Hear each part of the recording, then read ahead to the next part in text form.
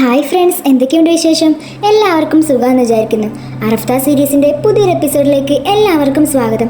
Channel ഇതുവരെ subscribe ചെയ്ത് കാണുന്നുണ്ടെങ്കിൽ തീർച്ചയായിട്ടും സബ്സ്ക്രൈബ് ചെയ്യുക, ലൈക്ക് ചെയ്യുക, ഷെയർ ചെയ്യുക, കമൻറ്റ് ചെയ്യുക. അപ്പം നമുക്ക് നേരെ നമ്മുടെ വീഡിയോയിലേക്ക് പോയാലോ. എപ്പിസോഡ് തുടങ്ങുന്നത് തന്നെ അതേഷിനെയും മേജനെയും കാണിച്ചുകൊണ്ടാണ്.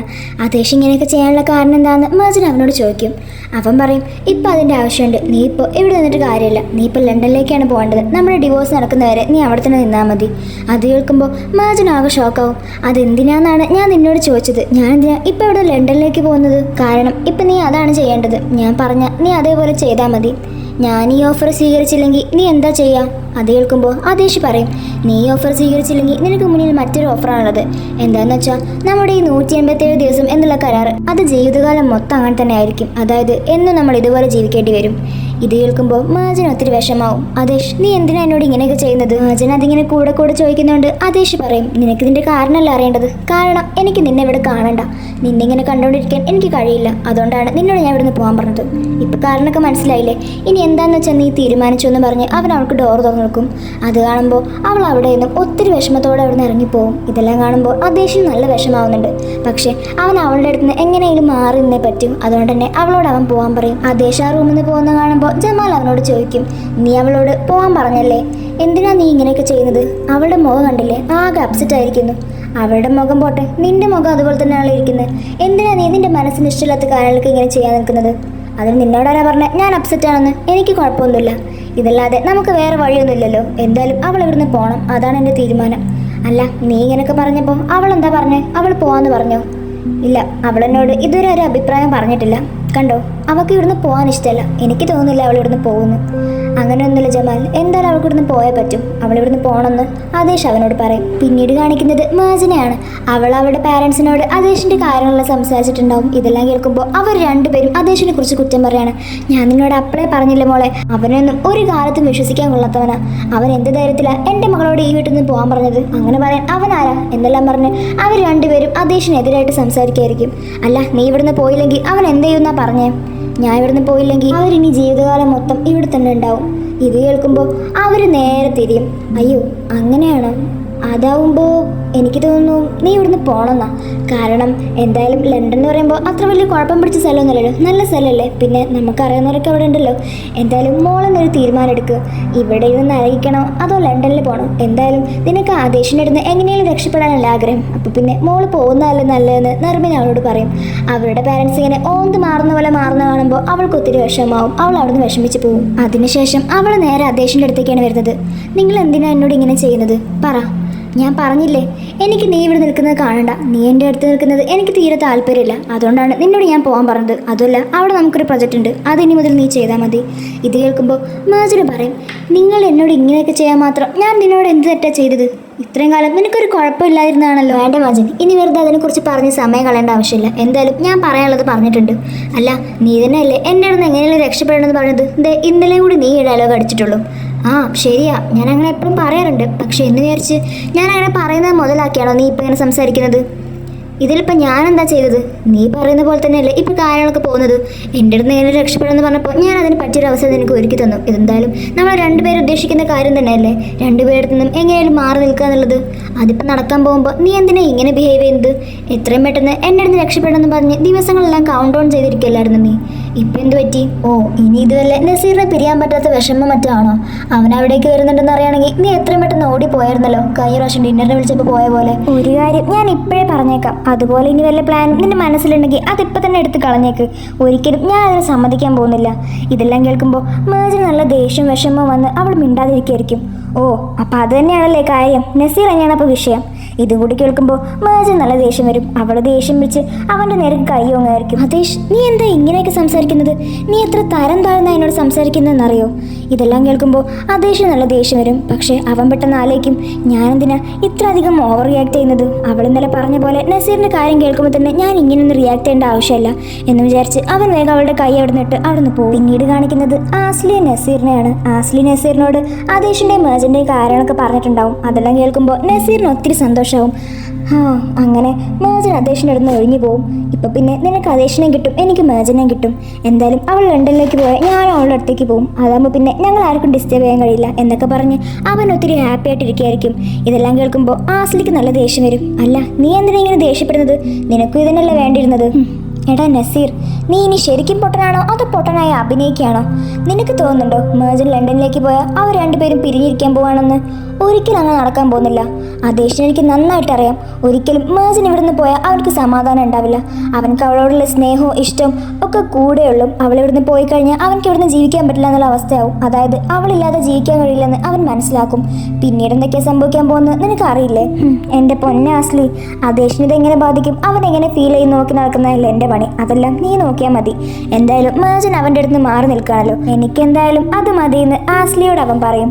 ഇതെല്ലാം കേൾക്കുമ്പോൾ അവൾക്ക് നല്ല ദേഷ്യം വന്ന് അവിടെ നിന്ന് പോവും. പിന്നീട് കാണിക്കുന്നത് അദേശിനെയാണ്. അവന് മേജൻ പോകുന്ന കാര്യങ്ങൾ ആലോചിച്ച് ആകെ വിഷമിച്ചിരിക്കുകയാണ്. അവന് മര്യാദക്ക് വർക്ക് പോലും ചെയ്യാൻ കഴിയുന്നില്ല. അതെല്ലാം കാണുമ്പോൾ അവിടേക്ക് ജമാൽ വരും. അദേശ്, നീ മര്യാദക്ക് വർക്കൊന്നും ചെയ്യുന്നില്ലല്ലോ, നീ ആകെ അപ്സെറ്റ് ആയിട്ടാണ് ഇരിക്കുന്നത്. ഇതിൻ്റെ കാരണം എന്താണെന്നൊക്കെ എനിക്ക് മനസ്സിലായി. നീ എന്തിനെ കുറിച്ചാണ് പറയുന്നതെന്ന് അദേശ് ജമാലിനോട് ചോദിക്കും. എന്തിനെ കുറിച്ച് പറയാൻ? നീ എത്രയും പെട്ടെന്ന് അവളോട് പോയത് പറയാൻ നോക്ക്. നീ എന്തൊക്കെയാ ജമാലി പറയുന്നത്? ഞാൻ എന്ത് പറയണമെന്ന് നീ പറയുന്നത്? അത് തന്നെ, അവളോട് പോകണ്ടെന്ന് പറയണം. കാരണം നീ അവൾ പോകാൻ ആഗ്രഹിക്കുന്നില്ലെന്ന് എനിക്ക് നന്നായിട്ടറിയാം. അത് നീ പറഞ്ഞാലും ഇല്ലെങ്കിലും അങ്ങനെ തന്നെയാണ്. നീ എന്നെ ഇങ്ങനെ തുറച്ചു നോക്കുന്ന നിർത്തി അവളോട് പോയി കാര്യം പറയാൻ നോക്ക്. ഒന്നെങ്കിൽ പോകണ്ടെന്ന് പറ, അല്ലെന്നുണ്ടെങ്കിൽ നീ ഇതിന് പ്ലാൻ ചെയ്തിരുന്നു അങ്ങനെ എന്തെങ്കിലും പറഞ്ഞ് അവളെ തടയാൻ നോക്ക്. നിന്റെ മുഖം കണ്ടാൽ തന്നെ അറിയാം നീ അവൾ പോകുന്നതിൽ ഒത്തിരി വിഷമിക്കുന്നുണ്ടെന്ന്. പിന്നെ എന്തിനാ നീ നിന്നെ തന്നെ ഇങ്ങനെ ദ്രോഹിക്കുന്നത്?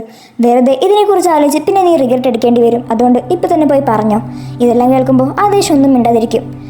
ഇനി നീയായി നിന്റെ പാടായി എന്തെങ്കിലും ചെയ്യേ. ഞാനെന്തായാലും ഇനി ഈ കാര്യത്തെക്കുറിച്ച് നിന്നോട് സംസാരിക്കാൻ വരുന്നില്ലെന്ന് പറഞ്ഞ് ജമാൽ അവിടെ നിന്നും പോകും. പിന്നീട് കാണിക്കുന്നത് മേജനെയാണ്. അവൾ ഉറങ്ങിക്കൊണ്ടിരിക്കുമ്പോൾ പെട്ടെന്ന് അവൾക്കൊരു കോൾ വരും. അത് ഓഫീസിൽ നിന്നായിരിക്കും. എത്രയും പെട്ടെന്ന് തന്നെ അത്യാവശ്യമായിട്ടൊരു പ്രൊജക്റ്റ് ഇപ്പം തന്നെ ചെയ്തു തീർക്കണമെന്ന് പറയും. അത് കേൾക്കുമ്പോൾ അവൾ ആകെ ഷോക്കാവും. അവൾ വേഗം കോൾ ഔട്ട് ചെയ്ത് നോക്കുമ്പോൾ ആദേശ് അവിടെ ഉണ്ടാവില്ല. ഇവനിതെവിടെ പോയി? ഇവനിപ്പോൾ ഉറക്കവും ഇല്ലാതായോ എന്നും പറഞ്ഞ് അവൾ വേഗം കോട്ട് ഇട്ട് വേഗം അവൻ്റെ അടുത്തേക്ക് പോവും. സ്റ്റഡി റൂമിലേക്ക് വന്ന് നോക്കുമ്പോൾ അവൻ അവളുടെ ആ വിസയും പിടിച്ചിരിക്കുന്നുണ്ടാവും. അത് കാണുമ്പോൾ അവൾ അവനോട് ചോദിക്കും, അല്ല നിനക്കെന്താ ഉറക്കമൊന്നുമില്ലേ? ഓ, ഇനിയിപ്പോൾ ആ റൂമിലേക്ക് വന്നാൽ നീ എന്നെ കാണുമല്ലോ, അതുകൊണ്ടാണല്ലേ നീ ഇവിടെ ഇരിക്കുന്നത്. ഇത് കേൾക്കുമ്പോൾ ആദേശം പറയും, എനിക്കിപ്പോൾ അത്യാവശ്യമായിട്ട് കുറച്ച് പണിയുണ്ട്, എനിക്കെന്തായാലും ഇത് കഴിഞ്ഞിട്ടേ ഉറങ്ങാൻ പറ്റുള്ളൂ. അത് കേൾക്കുമ്പോൾ അവൾ വന്ന കാര്യം പറയും. ഈ പ്രൊജക്റ്റ് ഇന്ന് തന്നെ ചെയ്തെടുക്കണമെന്നാണ് പറഞ്ഞത്. ഞാനാണെങ്കിൽ അവരങ്ങനെ പറഞ്ഞപ്പോൾ അതിന് സമ്മതിച്ച് കൊടുക്കുകയും ചെയ്തു. ഇനിയിപ്പോൾ എന്താ ചെയ്യുക?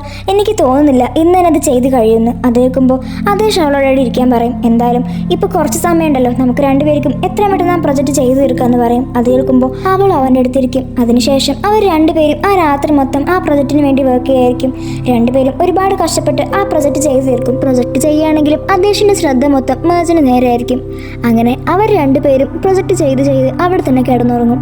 അടുത്ത ദിവസം രാവിലെ ആസ്ലി വന്ന് നോക്കുമ്പോൾ രണ്ടുപേരും ഒരുമിച്ച് കിടന്നുറങ്ങുന്നുണ്ടാവും. അത് കാണുമ്പോൾ അവൾക്ക് നല്ല ദേഷ്യം വരും.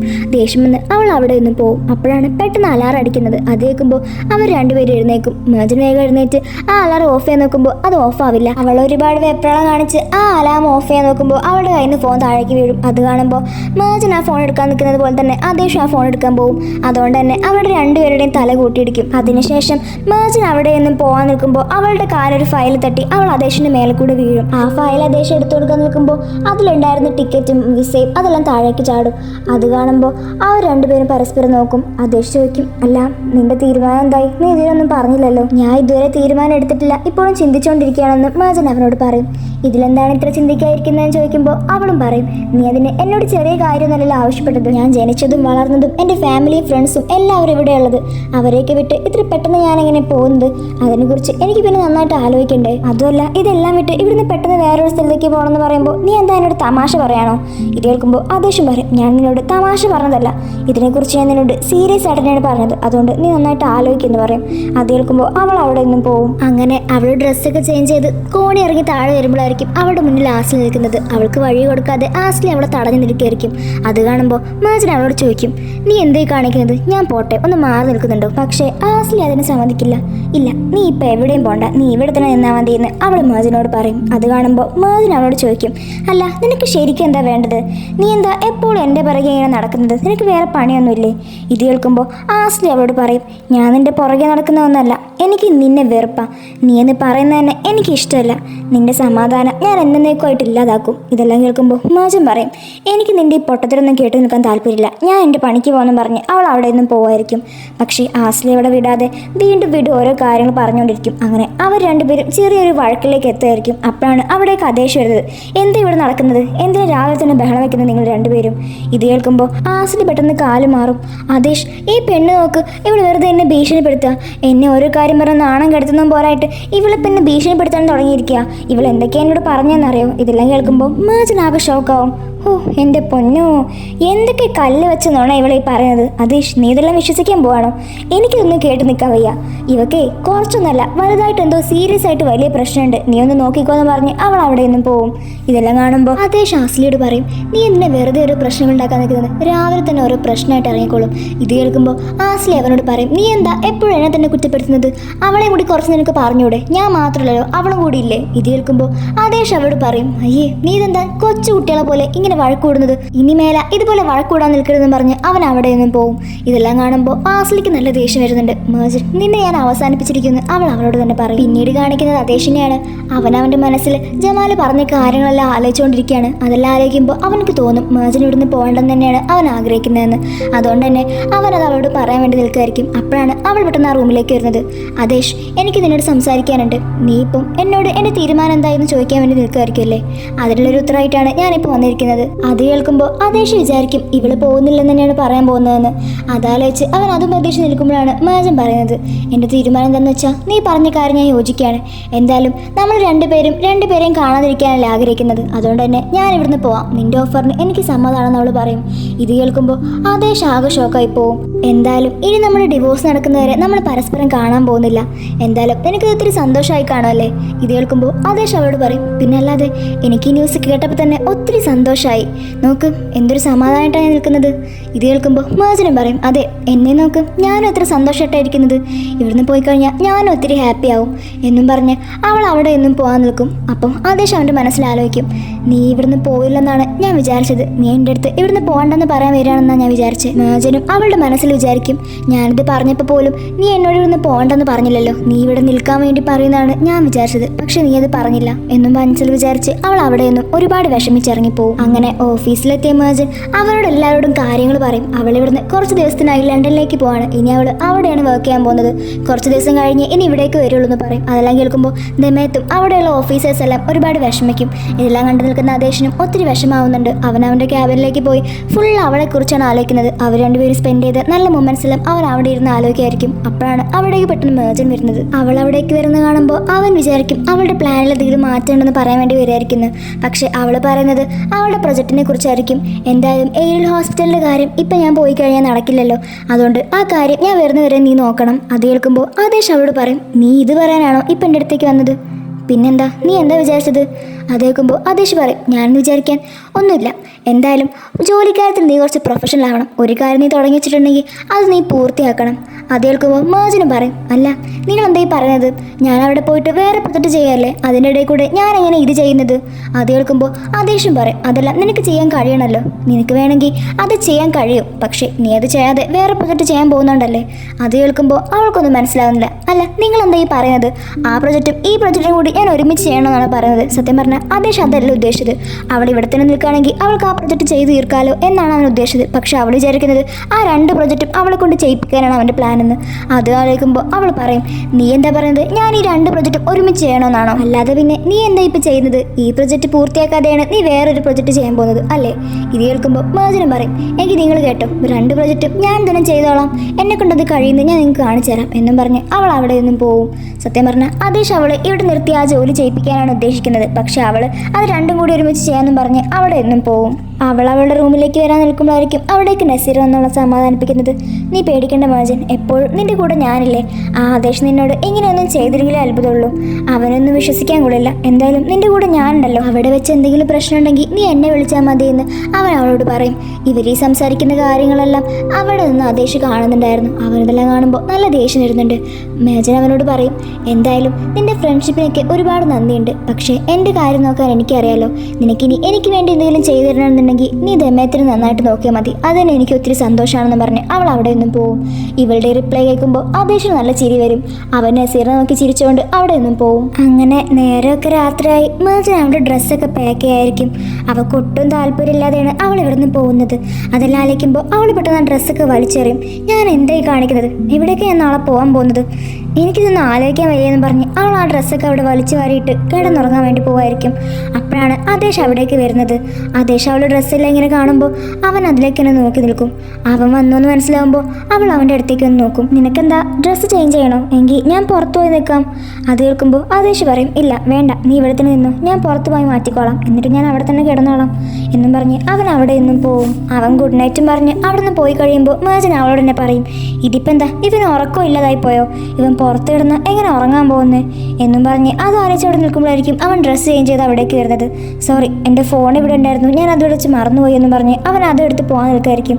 അപ്പോൾ മേജൻ അവനെ തടഞ്ഞോണ്ട് പറയും, അതേഷ് നിങ്ങളിപ്പോൾ ഈ റൂമിൽ നിന്ന് പോകണമെന്നില്ല, എന്തായാലും ഇന്നെൻ്റെ ലാസ്റ്റ് ഡേ അല്ലേ ഇവിടെ, ഇത് കഴിഞ്ഞ് പിന്നെ നമ്മൾ രണ്ടുപേരും കാണുക പോലും ഇല്ലല്ലോ, ഇന്നും കൂടി നിങ്ങൾ ഇവിടെ വേണമെങ്കിൽ കിടന്നു, ഞാൻ പോയി കഴിഞ്ഞിട്ടുണ്ടെങ്കിൽ പിന്നെ നിങ്ങൾക്ക് ഇവിടെ സുഖമായിട്ട് കിടന്നുറങ്ങാലോ. അത് ശരിയാണല്ലോ അല്ലേ, എങ്കിൽ ഞാൻ ഇവിടെ തന്നെ കിടക്കാം. അതിനുശേഷം അവൻ അവിടെ നിന്ന് കുറച്ച് സംസാരിക്കും. അത് കഴിയുമ്പോൾ മേജൻ അവനോട് പറയും, എന്തായാലും എനിക്ക് നാളെ രാവിലെ യാത്ര ചെയ്യാനുള്ളതല്ലേ, അതുകൊണ്ട് ഞാൻ ഇപ്പം തന്നെ കിടന്നുറങ്ങിയാലേ എനിക്ക് നേരത്തെ എഴുന്നേക്കാൻ പറ്റുള്ളൂ. അതെല്ലാം കേൾക്കുമ്പോൾ ആദേശിന് ഒത്തിരി വിഷമാവും. മേജൻ ആദേശ് ഇപ്പം എന്തെങ്കിലും പറയുന്നു വിചാരിച്ച് അത് പ്രതീക്ഷ നിൽക്കായിരിക്കും. പക്ഷേ അവനൊരു ഗുഡ് നൈറ്റ് മാത്രമായിരിക്കും പറയുന്നുണ്ടാവുക. അത് കേൾക്കുമ്പോൾ അവൾക്ക് ഒത്തിരി വിഷമായി അവൾ കിടന്നുറക്കാൻ പോവും. അതെല്ലാം കാണുമ്പോൾ ആദേശിന് ഒത്തിരി വിഷമാവുന്നുണ്ട്. അവൻ അവളറിയാതെ വേഗം അവൻ്റെ കണ്ണീരൊക്കെ തുടച്ച് അവനും കിടക്കാൻ പോവായിരിക്കും. അപ്പോഴാണ് അവൻ അവളോട് ചോദിക്കുന്നത്, അല്ല ഈ ലൈറ്റിനെ ഓഫ് ചെയ്യണോ അതോ ഓൺ ആക്കണോ? അവൾക്ക് സാധാരണ ലൈറ്റ് ഓണാക്കി കിടക്കാനാണ് ഇഷ്ടം, അവൻക്ക് അത് ഓഫാക്കി കിടക്കാനും. അത് കേൾക്കുമ്പോൾ അവൾക്ക് പെട്ടെന്ന് ചിരി വരും. നീ എന്താ ഇപ്പം ചിരിച്ചേ? ഒന്നുമില്ല, നമ്മൾ മുൻപ് ഇതുപോലെ ലൈറ്റിൻ്റെ കാര്യത്തിൽ അടി ഉണ്ടാക്കുന്ന കാര്യം ആലോചിച്ച് ചിരിച്ചതാ. അതാലോചിക്കുമ്പോൾ അദ്ദേഹത്തിനും ചിരി വരും. എനിക്ക് ഓർമ്മയുണ്ട്, നിനക്കാണെങ്കിൽ അന്ന് എന്തെങ്കിലും ഒരു കാര്യം പറഞ്ഞ് എൻ്റെ അടുത്ത് വഴക്കൂടാതിരുന്ന ഒരു സമാധാനം ഉണ്ടാവില്ലായിരുന്നു. പിന്നെ അല്ലാതെ നിങ്ങളാണെങ്കിൽ എന്തെങ്കിലും ഒരു കാര്യം പറഞ്ഞാൽ അതിൽ തന്നെ ഉറച്ചു നിൽക്കുള്ളൂ. പിന്നെ അതിൽ നിന്ന് എത്ര മാറി ചിന്തിക്കാൻ പറഞ്ഞാലും നിങ്ങൾ അത് കേൾക്കില്ലല്ലോ. ദേ പിന്നെയും തുടങ്ങിയല്ലോ, നീ ഇതെല്ലാം അവസാനിപ്പിച്ചെന്ന് ഞാൻ വിചാരിച്ചത്, പക്ഷേ നീ ഇപ്പോഴും അങ്ങനെ തന്നെയാണെന്ന് അവൻ മേജനോട് പറയും. അത് കേൾക്കുമ്പോൾ മേജൻ അവനോട് പറയും, എന്തായാലും നിങ്ങൾക്കിനി ഇത് ഇന്നും കൂടി കേട്ടാൽ മതിയല്ലോ, നാളത്തേക്ക് പിന്നെ നിങ്ങൾക്ക് ഇതിനെക്കുറിച്ചൊന്നും കേൾക്കണ്ടല്ലോ എന്ന് അവൾ അവനോട് പറയും. അത് കേൾക്കുമ്പോൾ അവൻ ഒത്തിരി വിഷമാവും. അവൻ്റെ മനസ്സിൽ വിചാരിക്കും, എന്തായാലും ഞാനതൊക്കെ ഒരുപാട് മിസ് ചെയ്യും. അതിനുശേഷം അവൾ അവനോട് പറയും, എങ്കിൽ ശരി നിങ്ങൾ കിടന്നുറങ്ങിക്കോ, good night for the last time. അത് കേൾക്കുമ്പോൾ അവൻ അവളോട് തിരിച്ച് ഗുഡ് നൈറ്റ് പറഞ്ഞ് അവിടെ കിടക്കും. അവർ രണ്ടുപേരും ഒരുപാട് തവണ കിടന്നിട്ടും അവർക്ക് ഉറക്കം വരുന്നുണ്ടാവില്ല. ഒടുവിൽ മേജൻ ഉറങ്ങിക്കഴിയുമ്പോൾ അവൻ അവളുടെ അടുത്തേക്ക് വന്നിരിക്കും. അതിനുശേഷം അവളുടെ ഫേസിൽ തൊട്ടുകൊണ്ട് പറയും, എന്തായാലും ഞാൻ നിന്നെ ഒത്തിരി മിസ് ചെയ്യും മേജൻ, നിൻ്റെ എല്ലാ കാര്യങ്ങളും എനിക്ക് ഒത്തിരി മിസ് ചെയ്യും എന്നും പറഞ്ഞ് അവൻ അവിടെ കിടന്നുറങ്ങും. അങ്ങനെ അടുത്ത ദിവസം രാവിലെ തന്നെ മേജൻ എഴുന്നേറ്റ് അവളുടെ ഡ്രസ്സൊക്കെ പാക്ക് ചെയ്യായിരിക്കും. അത് കാണുമ്പോൾ ആദേശ് ചോദിക്കും, നീ എന്താ ഇപ്പോഴാണോ പാക്ക് ചെയ്യുന്നത്? അതൊന്നും കുഴപ്പമില്ല, എനിക്ക് പാക്ക് ചെയ്യാനൊക്കെ 2 മിനിറ്റ് മതി എന്ന് മേജൻ പറയും. അല്ല നീ ഇന്നെങ്ങനെ എയർപോർട്ടിലേക്ക് പോകാൻ പോകുന്നത്? നിന്നെ വേണമെങ്കിൽ ഞാൻ ഡ്രോപ്പ് ചെയ്യാം, നീ റെഡിയായി കഴിയുമ്പോൾ പറഞ്ഞാൽ മതി. അത് കേൾക്കുമ്പോൾ മേജൻ പറയും, അതിൻ്റെ ആവശ്യമില്ല, ഞാൻ ഒറ്റയ്ക്ക് തന്നെ പോയിക്കോളാം എന്ന് അവൾ അവനോട് പറയും. അത് കേൾക്കുമ്പോൾ എങ്കിൽ ശരി, നിൻ്റെ ഇഷ്ടം അങ്ങനെയാണെങ്കിൽ നീ അങ്ങനെ തന്നെ പോയിക്കോ എന്ന് പറഞ്ഞ് അവൻ അവിടെ നിന്നും പോവും. ഇതെല്ലാം കാണുമ്പോൾ അവൾക്ക് ഒത്തിരി വിഷമാവും. അതിനുശേഷം അവൾ അവിടെ നിന്ന് മാറ്റി എല്ലാവരോടും യാത്ര പറഞ്ഞ് അവിടെ നിന്ന് ഇറങ്ങാൻ നിൽക്കുമായിരിക്കും. അപ്പോഴാണ് ആദേശ് അവൻ്റെ വർക്കിംഗ് റൂമിൽ നിന്ന് വരുന്നത്. ആദേശ് അവളെ ഇങ്ങനെ പോകാൻ നിൽക്കുന്ന കാണുമ്പോൾ അവനക്ക് ഒത്തിരി വിഷമം ഉണ്ടാവും. അവൾക്കും അവനെ കാണുമ്പോൾ ഒത്തിരി വിഷമാവും. അവനാണെങ്കിൽ അവരുടെ രണ്ടുപേരുടെയും മൊമെൻറ്റ്സ് എല്ലാം ആലോചിച്ച് ആകെ വിഷമിച്ച് കണ്ണിൽ നിന്നൊക്കെ വെള്ളം വരുന്നുണ്ട്. പക്ഷേ അവൻ അവളോടൊന്നും സംസാരിക്കുന്നില്ല. അവളും അതേപോലെ തന്നെ അവനോടൊന്നും പറയാതെ ആ കാറിലേക്ക് കയറാൻ നിൽക്കുകയാണ്. രണ്ടുപേരും പരസ്പരം നോക്കി ഒരുപാട് വിഷമിച്ചാണ് ഇരിക്കുന്നത്.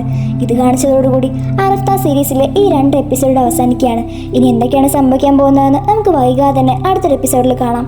അപ്പോൾ ഈ ഒരു എപ്പിസോഡ് എല്ലാവർക്കും ഇഷ്ടപ്പെട്ടു എന്ന് വിചാരിക്കുന്നു. ഇഷ്ടപ്പെട്ടാൽ തീർച്ചയായിട്ടും ലൈക്ക് ചെയ്യാനും ഷെയർ ചെയ്യാനും സബ്സ്ക്രൈബ് ചെയ്യാനും കമൻറ്റ് ചെയ്യാനും മറക്കരുത്. പിന്നെ വേറൊരു പ്രധാനപ്പെട്ട കാര്യം എന്താണെന്ന് വെച്ചാൽ നാളെ നമുക്ക് എപ്പിസോഡ് അപ്ലോഡ് ചെയ്യാൻ കഴിയില്ല. കാരണം അത്യാവശ്യമായിട്ട് ഒരു സ്ഥലം വരെ പോകാനുണ്ടായിരുന്നു. അതുകൊണ്ട് നാളത്തെ എപ്പിസോഡ് നമ്മൾ മറ്റന്നാൾ അപ്ലോഡ് ചെയ്യുന്നതായിരിക്കും. അതുവരെ നിങ്ങൾ എല്ലാവരും വെയിറ്റ് ചെയ്തിരിക്കുന്ന ഞാൻ പ്രതീക്ഷിക്കുന്നു. അപ്പോൾ അടുത്തൊരു അടിപൊളി എപ്പിസോഡായിട്ട് നമുക്ക് മറ്റന്നാൾ കാണാം. അതുവരെ ബൈ.